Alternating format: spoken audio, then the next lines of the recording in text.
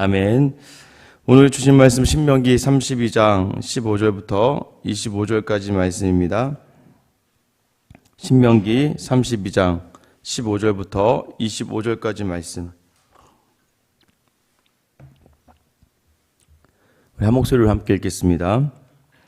그런데 여수론이 기름짐에 발로 찼도다. 내가 살찌고 비대하고 윤택함에 자기를 지으신 하나님을 버리고 자기를 구원하신 반석을 업신여겼도다. 그들이 다른 신으로 그의 질투를 일으키며 가증한 것으로 그의 진노를 격발하였도다. 그들은 하나님께 제사하지 아니하고 귀신들에게 하였으니 곧 그들이 알지 못하던 신들, 근래에 들어온 새로운 신들, 너희의 조상들이 두려워하지 아니하던 것들이로다. 너를 낳은 반석을 내가 상관하지 아니하고 너를 내신 하나님을 내가 잊었도다. 그러므로 여호와께서 보시고 미워하셨으니 그 자녀가 그를 경노하게 한 까닭이로다. 그가 말씀하시기를 내가 내 얼굴을 그들에게 숨겨 그들의 종말이 어떠함을 보리니 그들은 심히 패역한 세대요 진실이 없는 자녀이미로다. 그들이 하나님이 아닌 것으로 내 질투를 일으키며 허무한 것으로 내 진노를 일으켰으니 나도 백성이 아닌 자로 그들에게 시기가 나게 하며 어리석은 민족으로 그들의 분노를 일으키리로다. 그러므로 내 분노의 불이 일어나서 스올의 깊은 곳까지 불사르며 땅과 그 소산을 삼키며 산들의 터도 불타게 하는도다. 내가 재앙을 그들 위에 쌓으며 내 화살이 닿을 때까지 그들을 쏘리로다. 그들이 주림으로 쇠약하며 불같은 더위와 독한 질병에 삼켜질 것이라. 내가 들짐승의 이와 티끌에 기는 것의 독을 그들에게 보내리로다. 밖으로는 칼에 방 안에서는 놀람에 멸망하리니 젊은 남자도 처녀도 백발 노인과 함께 젖먹는 아이까지 그러하리로다. 아멘. 할렐루야. 네. 찬양하는데 힘드네요. 아침부터 땀을 빼네요. 예전에 저희 아내가 이제 강아지를 키웠습니다. 이제 아내 집에 이제 강아지가 두 마리가 있었어요. 이제 하나는 이제 수컷인데 몽실이라는 애입니다. 그래서 저희 아내 항상 닉네임이 몽실 언니입니다. 수컷 남자 강아지인데 거기다가 이제 언니라는 의미를 담아서. 그리고 이제 두 번째 강아지는 청이라고, 멍청하다 해서 청이라고 불렀던 것 같은데, 이 몽실이라는 이 강아지가 참 잘 키웠습니다. 저희 아내가. 결혼하기 전까지 이제 계속 잘 집에서 키웠는데, 가끔 이제 인사드리러 가거나 이제 그 집에 가면 이 강아지가 자기가 무슨 제 처남인 줄 알고 있어요. 가면은 이 강아지가 강아지 같아야 되는데, 마치 굉장히 저를 이렇게 굉장히 경계하고, 자기 누나의 남자친구, 이제 결혼할 사람이 오는 것처럼 여기면서 굉장히 으르렁거리고, 사실은 제가 이제 부모님, 이제 어른들이 있는 데서는 티를 안 냈지만, 단둘이 있는 데서는 제가 한 대 치려다가 제가 참았습니다. 아니, 이게 강아지가 강아지 같아야 되는데, 지가 정말 사람인 줄 알고, 계속, 그러니까 아마 나중에 이제 저희가 결혼을 하고도 저희 집에 데려오지 못했고요. 왜냐면 제가 이제 털 알러지가 좀 있어서, 이제 좀 알러지 때문에 데려오지 못했는데, 이제 결혼을 하고 그 전까지 아내가 이제 왔다 갔다 하다가 또 이제 첫째 아이를 딱 가진 다음부터는 이제 어쩔 수 없이 이제 그 강아지를 다른 곳에 이제 보내게 되었습니다. 만약에 저한테 꼬리를 잘 흔들고 굉장히 저한테 와서 사랑스럽게 했더라면 모르겠어요. 그건 하나 어떻게 될지 모르겠어요. 저는 제 마음속에 아직도 그 강아지는 제게 있어서는 별로 그다지 강아지로서의 역할을 제대로 하는 그러한 강아지는 아니었습니다. 마치 자기가 사람이 된 줄 알고 있었던. 그러니까 저한테는 결국 사랑을 받지 못했죠. 저는 그 강아지가 이렇게 좋지는 않았습니다. 가끔 이제 잃어버리는 경우가 있죠. 이렇게 자기가 어떠한 처지인지를 망각하는 경우가 더러 있습니다. 유명한 예화가 있죠. 이제 낙타를 타고 가다가 텐트 안에 이렇게 있는데 추우니까 낙타가 주인님 머리만 좀 넣어도 될까요? 그래서 주인이 낙타를 사랑해서 그래 머리만 넣어라. 결국 어떻게 돼요? 낙타가 텐트 안으로 아예 들어와서 주인을 내쫓죠. 쫓으니까 좀 나가라. 결국 이게 우리의 신앙의 모습과도 별반 차이가 없다는 것이죠. 하나님을 간절히 부르짖지만 어느덧 하나님이 좀 만만해지죠. 하나님 이때는 좀 빠져주시고요. 예수님 잠깐 제 문 밖에 나가 계시고요. 조금씩 어느덧 익숙해진 하나님 앞에서 우리가 교만하기 시작하고 자만하기 시작합니다. 하나님이 주신 그 땅이 있으면서도 불구하고 하나님을 온전히 누리지 못했던 이스라엘의 그 비극이 어쩌면 오늘을 살아가는 우리의 삶의 자리에서도 동일하게 나타나게 되는 것이죠. 15절 딱 시작할 때 이렇게 시작합니다. 그런데 여수론이 기름짐에 발로 찼도다. 내가 살찌고 비대하고 윤택함에 자기를 지으신 하나님을 버리고 자기를 구원하신 반석을 업신 여겼도다. 여수론은 이제 온전하고 의로운 자라고 하는 하나님이 이스라엘 부른 애칭입니다. 애칭. 근데 온전하지 않잖아요. 의롭지 않잖아요. 그럼에도 불구하고 하나님은 이스라엘을 여수론이라고 하면서 굉장히 강한 사랑을 담은 애칭을 담아내십니다. 그런데 그 사랑을 담아서 온전하지 않고 의롭지 않은 그 백성을 온전하고 의로운 자라고 부르는 하나님이신데도 불구하고 그들이 기름졌기 때문에 발로 찼다는 것이죠. 누구를요? 하나님을 발로 찼다는 거예요. 네가 살찌고 비대하고 윤택함에 자기를 지으신 하나님을 버리고 자기를 구원하신 반석을 업신 여겼도다. 하나님이 사랑을 담아서 은혜를 주셨는데 그 약속은 온데간데였고 지금 이스라엘이 어떤 짓을 하고 있는 거예요? 반석을 또 하나님을 버렸다. 18절에도 보면 너는 너를 낳은 반석을 네가 상관하지 아니하고 너를 내신 하나님을 네가 잊었다. 다 똑같은 표현이죠. 하나님을 잊었다, 하나님을 버렸다, 하나님을 발로 찼다. 네가 낳은 반석을 네가 아무런 관계없 생각하지 않았다. 결국 하나님은 어떤 분이셨는데 우리에게 구원의 반석이시고 삶의 반석이셨어요. 굳건하게 항상 그 자리에 있으셨던 우리를 낳았다라고 표현하지 않습니까? 부모와 같은. 그래서 19절 20절에 보면 그러므로 여호와께서 보시고 미워하셨으니 그 자녀가 그를 경노하게 한 까닭이로다. 그가 말씀하시기를 내가 내 얼굴을 그들에게 숨겨 그들의 종말이 어떠함을 보리니 그들은 심히 패역한 세대로 진실이 없는 자녀임이로다. 하나님이 자기 자녀라고 이야기하고 있어요. 지금 이 여수르는 애칭이라 불리우면서 하나님이 낳은 자녀다라고 표현하고 있어요. 그런데 그들이 어떻게 했다는 거예요? 패역한 세대가 되고 진실 없는 자녀가 되었다라는 거예요. 어느덧 이제 우리가 그 하나님을 생각하는 경각심을 잃어버리게 되는 거죠. 보세요. 이 코로나도 비슷하지 않습니까? 무섭고 두렵고 떨렸을 때는 정말 절대 밖에 만나지도 않고. 근데 이게 한 1년 이제 가까이 되다 보니까 이제 익숙해졌잖아요. 익숙해지니까 조금씩 풀어져. 모르겠다. 지금 어떻게 다시 하루에 지금 300명씩 나오고 있죠. 그러니까 지금 어느 교회도 제가 이제 보니까는 어제 이제 이전 교회도 보니까 내일 예배를 못 드리더라고요. 보니까 깜짝 놀랐습니다. 갑자기 확진자가 딱 나오는 바람에 내일 예배는 다 온라인으로 전환되고 담임 목사님도 지금 자가격리 중이시고 예배가 온전히 되지 않더라고요. 많습니다. 그래서 순간 다시 우리가 어느덧 익숙해져 버린 상황 속에서 조금 다시 좀 생각을 해봐야겠구나. 저도 오늘부터 우리도 다시 1.5로 이제 올라가는 사회적 거리두기에서 예배는 드릴 수 있는데 우리 목적이 예배 드리러 왔지 먹고 나누고 물론 이제 그 이후에 이어지는 일이지만 어느덧 익숙해지면요 사람들이 만만하게 생각을 해요. 처음에 코로나가 왔을 때는 다들 두렵고 떨리고 정말 제가 이 동네에 깜짝 놀란 게 한 3월 4월에는요 거리에 애들도 안 지나다녔어요. 근데 요즘에는 이 익숙해지니까 웬만하면 그냥 다 이제 익숙한 거죠. 근데 신앙도 마찬가지죠. 하나님을 경외함도 마찬가지죠. 하나님이 그들을 지키시고 보호하시고 우리를 인도하셨는데 어느덧 우리도 하나님이 익숙해지니까 기도의 자리도 우리가 하고 싶으면 하는 거고 말고 싶으면 마는 거고 말씀을 읽는 것도 우리가 읽고 싶으면 읽는 거고 말고 싶으면 말는 거고 정확하게 하나님이 내게 주신 자리라고 기억은 하고 말은 이야기하지만 어느덧 우리의 삶에서도 여수론과 같이 네가 기름지니까 배불렀구나. 이제 하나님이 익숙해지고 하나님의 보호하심 안에 있는데 불구하고 너희가 이제 배불렀구나. 그래서 이제 이들이 행한 일들이 무엇입니까?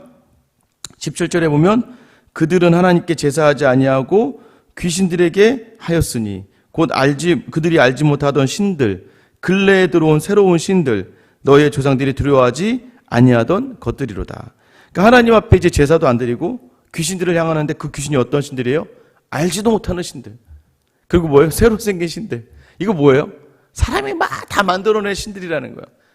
이 세상의 풍조가 만들어낸 이 분위기, 흐름, 이 가운데에서 그것들을 섬기고 그것들을 따라간다는 거예요.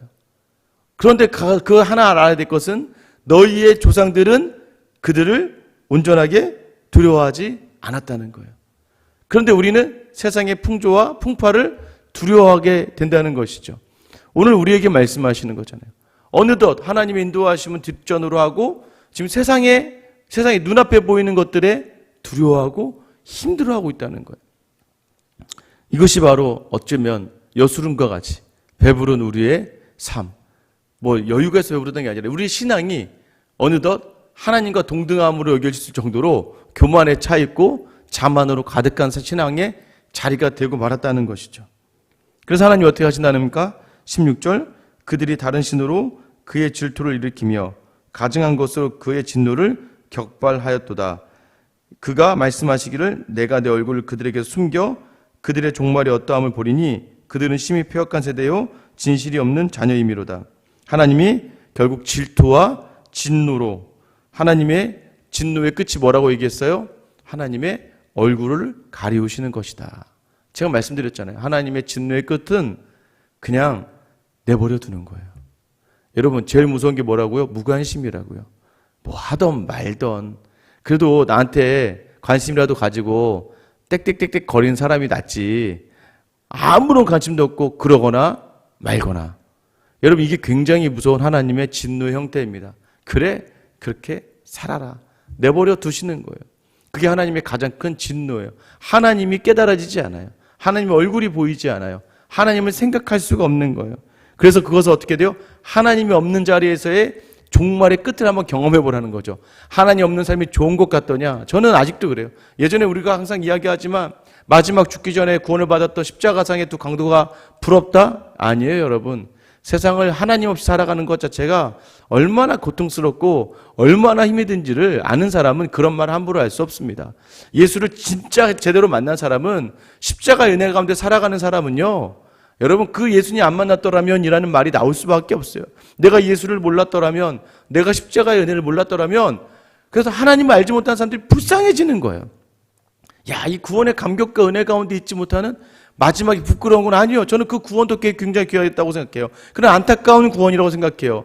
야, 끝에서 주님을 만나는구나. 너무나 안타깝죠. 일상에서 주님을 만났더라면 이 삶을 이겨내고 세상을 이겨낼 수 있는 그 믿음의 능력을 경험할 수 있었을 텐데, 그런데 그 끝에서, 끝자락에서, 그러면 사람들은 그것도 막 좋아요. 마지막에 할 거 다 하다가 예수님 만나면 좋겠다? 할 거 다 하다가 그 지옥을 경험하는 거예요. 하나님이 내버려 두시는 그 진노와 질투의 끝은 바로 하나님의 얼굴을 가리시면서 우리가 하나님 없는 삶을 살게 하시는 것이죠. 그 진노 형태가 어떤 형태입니까? 21절 보세요. 그들이 하나님이 아닌 것으로 내 질투를 일으키며 허무한 것으로 내 진노를 일으켰으니 나도 백성이 아닌 자로 그들에게 시기나게 하며 어리석은 민족으로 그들의 분노를 일으키리로다. 그러니까 결국 뭐예요? 네가 알지 못하는 신들, 새로 생긴 신들을 섬기면서 나의 질투를 유발시키고 나의 진노를 유발시켰으니까 좋았어. 그럼 내가 나의 백성이 아닌 자들, 이스라엘이 아닌 자들로 내가 그들로 너의 시기를 내가 일으킬 것이다. 뭐예요? 세상의 다른 민족을 통해서 이스라엘을 억누르고 억압하면서 이스라엘로 하여금 그 다른 민족이 시기나고 질투나게 하겠다는 거예요. 네가 나를 떠나고 세상으로 눈을 향했구나. 그래, 그럼 그 세상이 얼마나 잔인하고 무서운 줄을 내가 알게 할게. 너는 나를 떠나는 그 순간부터 세상 사람들과 비교하면서 넘어지고 무너지고 자존감이 떨어지고 너는 어쩔 수 없이 안 되는 존재라는 걸 계속해서 내가 깨닫게 해줄게. 맞지 않습니까? 자꾸 세상과 비교하다 보니까 항상 부족하잖아요. 여러분 항상 부족해요. 세상과 부족하면. 세상과 비교하면 여러분은 항상 넉넉하다고 생각하지 않아요. 왜냐하면 이 친구가 나보다 잘 살아서 그 친구만큼 살게 되면 이 친구보다 잘 사는 친구를 바라봐서 이 친구도 없는 걸 생각하지 내가 가진 걸 생각하면서 감사하지는 않는다고요. 모든 사람이 세상을 향할 때는 감사를 누리지 못해요. 우스갯소리로 그러지 않습니까? 자녀를 바라면서도 마찬가지 아니에요? 어떤 사람, 감사한 사람 무엇입니까? 한번 정말 이 자녀가 죽을 고비를 넘겨본 사람 알아요. 그러니까 이런 얘기 하잖아요. 건강하기만 하면. 그래서 제가 이제 어떤 TV 프로그램을 보다가 이제 신앙이 있는 어떤 이제 여자 탤런트가 그러더라고요. 애를 갖는 것도 수많은 유산 속에 애를 가졌고 애가 태어나면서도 너무 아파서 계속 병원을 들락날락해서 병원에 중환자실을 가기를 수시로 갔대요, 아이가. 그러니까 자기가 어쩔 수 없이 운전면허를 땄대요. 왜냐면 119를 부르는 시간보다 내가 운전면허를 따서 내가 그냥 차로 태우고 병원을 가야 되니까. 그래서 그때까지 뭐냐면 초등학교 끝날 때까지, 중학교 달 때까지는 공부는 중요하지 않았다는 거죠. 그냥 이 아이가 건강하기만을 바랬다는 거예요. 이 아이가 건강하기만을. 그러니까 이제 이 아이에게 강요하지 않고 그냥 건강하기만을 바라면서. 왜요? 한번 그 사선을 넘어갔다 오니까. 감사가 됐는데 이제 어떻게 돼요? 그 아이가 건강해지면 어떻게 됩니까? 여수run이 기름짐에 그 일이 해결되자마자 또 뭘 요구하는 거예요? 이제 세상의 것을 담아내기 시작하는 거죠.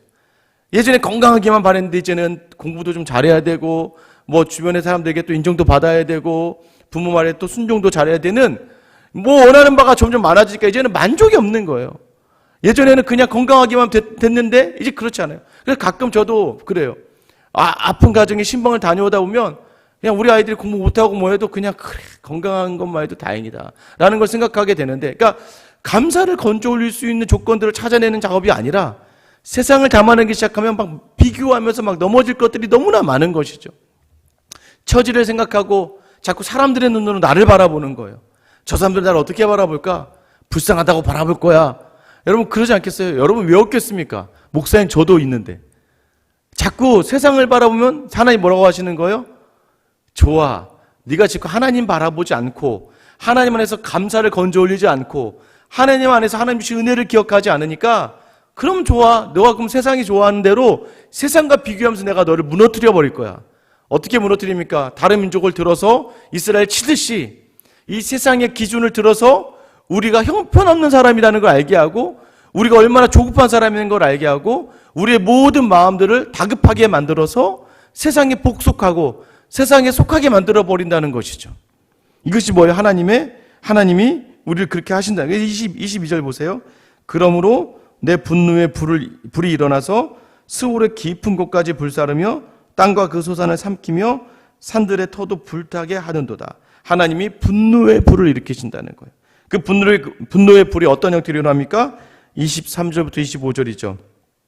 재앙을 그들에 쏟고 화살이 닿을 때까지 쏘고. 여러분 이게 뭐예요? 그들이 줄이고 또 그들이 질병과 또한 불 같은 더위와 들짐승과 티끌에 기는 것에 독을 그들에게 보낼 것이다. 특별히 여기서 24절 딱 시작할 때 보세요. 그들이 줄인다라고 얘기하죠. 그들이 줄인다. 왜 그들을 줄이게 하실까요? 오늘 시작할 때 15절에 여수run이 기름짐에 그들이 하나님의 발로 찼으니까, 하나님 주신 가나안 땅의 풍요로움을 가지고 하나님을 발로 찼으니까 하나님 다시 그들에게서 그 기름짐을 뺏어버린다는 거예요. 그리고 그들로 하여금 줄이게 하신다는 거죠. 줄게 하며 그들에게 독을 보내신다는 것이에요. 그들을 세상이 볼 때의 기준으로 멸망시켜 버리시는 거예요. 근데 여러분 이게 멸망인가요? 아니에요. 25절 보세요. 밖으로는 칼에 방 안에서는 놀람에 멸망하리다. 밖에서는 민족들과의 싸움에서 지고 방 안에서는 그 싸움에 진 것의 놀람, 그 세상의 두려움에 대한 놀람으로 말미암아 죽게 되는 거예요. 젊은 남자도 처녀도 백발노인도 젖먹는 아이까지 다 그렇게 될 거야 라고 이야기하는 건 무엇입니까? 다 잃게 된다는 거예요. 너희가 가진 것들을 다 잃게 된다는 겁니다. 너희의 불순종, 너희의 교만, 너희의 자만, 이 모든 것들을 말미암아 너희는 오늘을 누리지 못할 거야. 오늘 하루를 온전하게 누리지 못할 거야. 왜요? 그 반석을 업신여겼어. 너를 낳은 반석, 너희 아버지 되신 하나님을 업신여겼고 발로 찼고 너희가 버렸고 너희가 잊어버렸기 때문이라고 이야기하고 있는 거예요. 그래서 세상에 생전 보지도 않았던 신, 알지도 못하던 신을 섬기던 너희의 그 죄를 오히려 나는 세상에 내가 내 백성 삼지 않은 자들로 너희 눈에 보기에 그들을 들어서 그들로 너희의 시기거리가 되게 하고 그들로 너를 무참히 밟아버리게 할 거야 라고 하는 거예요. 다 잃게 됩니다. 왜 다 잃게 하십니까? 왜 이야기를 하시는 거예요? 그렇게 하고 싶지 않으시니까 이 얘기를 하시는 거죠. 그리고 왜 그렇게 정말로 불순종할 때 다 없애버리실까요? 다시 원상태로. 언제 원상태입니까? 광야의 첫 시작점의 원상태로 다시 돌이키시는 거예요. 그래서 그때 하나님하고만 교제했던 그때로 다시 돌려오시는 거예요. 하나님은 다시 영적으로는 회복으로 먼저 우리를 이끌어 주세요. 그러려면 뭘 제거해야 돼요? 세상에 내가 기대하고 의지하고 바라봤던 것들을 다 제하여 버리시는 거예요. 하나님과 단둘이 교제를 하게 하셔서 다시 영적인 회복을 통해서 다시 준비된 그릇에 하나님의 복을 부어주시는 거예요. 그것이 하나님의 계획입니다. 오늘도 여전히 그러지 않습니까? 여전히 우리에게 하나님이 얼굴을 돌린 것처럼 살아갈 때가 있어요. 아니죠. 여전히 오늘 이 자리에 나왔다면, 하나님의 얼굴을 구하고 있다면 하나님 반드시 자기 얼굴, 하나님의 은혜와 축복을 그 자기 얼굴을 구하는 자들에게 부어주신다고 약속하지 않습니까? 그럼 오늘도 하나님을 찾을 수 있는 은혜가 우리에게 있다는 거예요. 그 은혜 안에 우리는 어떻게 살아가게 되겠습니까? 오늘도 감사할 걸 건져 올리세요. 그렇지 않습니까? 오늘 하루 어떻게 시작하게 되겠어요? 저 같은 경우도 아침부터 이제 우리가 다시 이 예배당을 청소하고 할 때 건강한 몸을 주시니까 청소할 수 있는 거 아니겠습니까? 그리고 건강한 몸을 주셨으니까 가정을 돌아볼 수 있는 것이고, 오늘 감사를 생각할 게 얼마나 많습니까?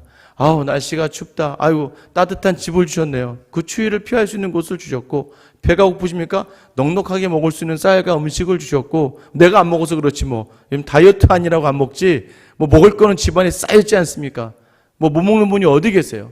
성경 말씀 읽을 시간 얼마나 많고, 기도할 시간 얼마나 많고, 자녀들과 이야기할 시간이 얼마나 많고, 그런데 다 그것들을 내 발로 내 생각으로 차내는 것이 아니라 오늘 부부와의 관계 속에서도 감사를 건져 올려서, 이 안에 이 남편 없었으면 좋겠다. 정말 그러다 하나님이 없으시면 좋으시겠어요? 안 그래요. 제가 어르신들 봤는데 누워 있어도 남편이 있는 게 좋다 그러시더라고요. 누워 있어도 아내가 있는 게 좋대요. 자녀들 보세요. 이제 많이 떠나가셨죠? 이것들이 연락 안 하네. 연락할 수 있는 손이 나에게 있고 전화할 수 있는 몸이 내게 있으면 내가 먼저 연락하는 거예요.